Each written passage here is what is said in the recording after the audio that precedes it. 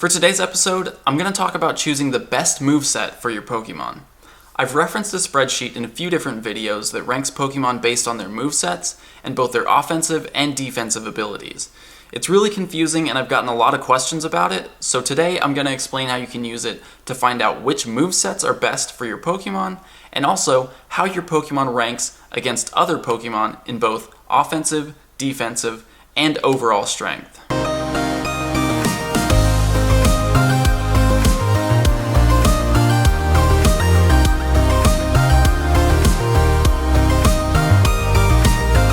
When you first look at the spreadsheet, it can be pretty overwhelming. You're greeted with a ton of numbers and it's pretty confusing. But the reason I like this is because it's the most comprehensive analysis of Pokemon's moves and damage that I've come across. I know it's intimidating, but we're going to break it down one piece at a time, and by the end of this video, you'll be flying through this spreadsheet to find all the information you need. Starting with column G, a Pokemon's name. You can see that each Pokemon is listed multiple times. And each Pokemon actually appears here 6 times because they each have 6 different possible movesets. So starting with Mewtwo because it's first, you can see the first Mewtwo has Psycho Cut and Hyper Beam as its moves. The second Mewtwo has Psycho Cut and Psychic. Third Mewtwo has Psycho Cut and Shadow Ball, followed by Confusion and Psychic, Confusion and Hyper Beam, and the last Mewtwo is actually way down here with Confusion and Shadow Ball. When you're looking for a specific Pokemon, you can use the search function, which you do by pressing Control F on PC or Command F on Mac. So let's say I'm looking for Arcanine. I'll press Command F and start typing Arcanine.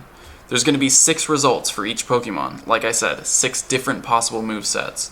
So result number 1 is right here, Arcanine with Fire Fang and Fire Blast. Result number 2 is Arcanine with Bite and Fire Blast. Result number 3, Fire Fang, Flamethrower, and so on. Currently, and by default, the spreadsheet is organized by Gym Offense, which is basically ranking the Pokemon by their ability to attack gyms. So, when you search for a Pokemon, the first result is its most powerful offensive moveset. The second result is the second most powerful. Third result is third most powerful, and so on. So right away, when searching for Arcanine, I know that Fire Fang, Fire Blast is the best possible moveset offensively. Bite, Fire Blast is the second best. Fire Fang, Flamethrower is the third best. So I'm going to explain now how the spreadsheet determines which movesets are the best offensively. There are 2 columns that deal with damage output. The first is column M, No Weave. This is the amount of damage that you deal over 100 seconds by just spamming your quick attack. The second column is column O, Weave Damage, and this is the amount of damage that you deal over 100 seconds by spamming your quick attack until you fill up your stamina bar and then using your charge attack as soon as possible every time you can use it. So looking at Arcanine again, you can see that spamming Fire Fang alone will deal just under 1500 damage over 100 seconds. Alternating using Fire Fang and Fire Blast deals over 1800 damage over 100 seconds. So that's a pretty significant difference. And when you're looking at these 2 columns, the column that's highlighted in green tells you which strategy will deal more damage. So for the most part, alternating your quick attack and your charge attack deals more damage per second. But in the case of this Mewtwo here, spamming Psycho Cut actually deals more damage per second than alternating Psycho Cut and Shadow Ball. So now let's compare this Arcanine moveset to the next best moveset. Alternating Fire Fang and Fire Blast deals 1843 damage over 100 seconds. Alternating Bite and Fire Blast deals 1781 damage over 100 seconds. Now if you come back over here to column C, you can quickly compare the amount of damage that each moveset is putting out. The Arcanine's best moveset is dealing 100% damage. That's the most possible damage that it can deal over 100 seconds. The second best moveset is dealing 97% damage, which means it deals 3% less damage per second than the ideal moveset. The third moveset deals 91% of the damage that the best moveset deals. Next to the percentage, you can also see a number that tells you how that moveset ranks compared to the Pokemon's other movesets. So Fire Fang Fire Blast Arcanine is number 1, Bite Fire Blast Arcanine is number 2, and Fire Fang Flamethrower Arcanine is number 3. Now a moveset alone doesn't determine a Pokemon's rank when it comes to gym offense. You also have to consider that Pokemon's attack stat. So you can see here that a Moltres with Ember and Fire Blast ranks higher than a Flareon with Ember and Fire Blast. That's because the Moltres' attack stat is higher than Flareon. So even though they have the same moves, the Moltres will actually deal more damage per second than the Flareon. Gym offense is calculated by taking a Pokemon's weave or no weave damage per second and multiplying it by its attack stat. Generally, a Pokemon's best moveset is going to consist of its 2 moves that deal the highest damage per second. But there are a few special cases. Let's take a look at Dragonite. Its best moveset is Dragon Breath and Dragon Claw, and its second best moveset is Dragon Breath and Hyper Beam. If we look at the Silph Road research page, we can see that Hyper Beam actually deals slightly more damage per second than Dragon Claw. But the reason Dragon Breath Dragon Claw ranks higher than Dragon Breath Hyper Beam is because of what's called Stab, or Same Type Attack Bonus. When a Pokemon uses a move that's the same type as the Pokemon, it deals 25% extra damage. So, Dragon Breath and Dragon Claw are both Dragon-type moves, and as such deal 25% more damage when used by Dragonite, a Dragon-type Pokemon. So even though Hyper Beam's raw damage per second is higher than Dragon Claw's, the extra 25% damage from Stab gives Dragon Claw the edge. So now that you understand offense, ranking Pokemon by defense is not very different at all. Just sort by Z to A, and that'll start with the highest ranking first. The list looks a little different now. You can see that Pokemon like Lapras, Poliwrath, and Snorlax have moved up the list, whereas Arcanine is not even here on the first page. Gym defense is calculated using 2 columns we haven't looked at yet. Column H is tankiness, which is a Pokemon's base HP multiplied by its base defense stat. And column P is Gym Weave. This is the amount of damage the Pokemon deals over 100 seconds, considering that the AI waits 2 seconds in between each attack. Just like with offense, you can see a Pokemon's defensive percentile for its movesets.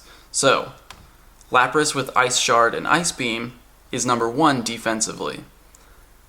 The number 2 Lapras is Ice Shard and Blizzard, and it deals 95% of the damage that the number 1 set deals. The 3rd ranked Lapras is Ice Shard and Dragon Pulse, and it deals 91% of the damage that the number 1 moveset deals. There's one more column that we haven't looked at, and that's Dual Ability. This is a measure that compares Pokemon to stand face to face and spam attacks at each other without dodging. It's calculated by multiplying tankiness and gym offense. This is a good measure to look at if you want to know a Pokemon's overall strength, since it takes into account both the amount of damage they can deal and the amount of damage that they can take in a battle. Now that you understand what everything on the spreadsheet means, I'm going to look up a few of my Pokemon as examples so you can understand how to use the spreadsheet to compare your Pokemon in terms of overall strength, offensive abilities, and defensive abilities. Let's start with my Vaporeon, which, as you might remember, has perfect IVs. So I'll Command F to search for Vaporeon. There's only 3 results because evolutions actually only have 1 option for a quick move. So my Vaporeon has Water Gun and Water Pulse as its moves.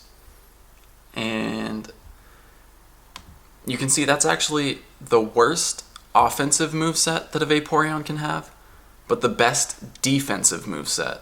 No Weave is highlighted green, which means that spamming my fast attack, Water Gun, is actually going to deal more damage per second than weaving Water Gun and Water Pulse. So with my Vaporeon, the ideal strategy is to only use the fast attack in battle.